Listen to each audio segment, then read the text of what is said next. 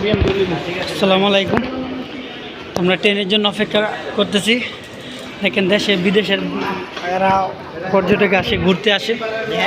ওরা আসলে ট্যুরিস্টে আসতেছে মালয়েশিয়া। তো আমরাও ট্রেনের জন্য অপেক্ষা আছি। নিচে দেখতে পাচ্ছেন ট্রেন লাইন, দেখছেন সবাই যাচ্ছে। আমরা আসলে পেনাং গেছিলাম, পেনাং সিটিতে।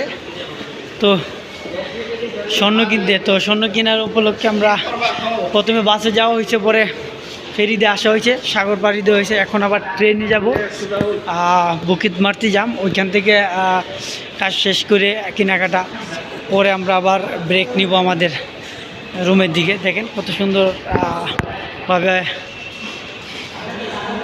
প্লেন করা, নিচে নামার জন্য কোনো পরিশ্রম অথবা কোনো বাড়ি বহনকারী হাতে নিলে মনে হবে এটা অনেকটা হালকা।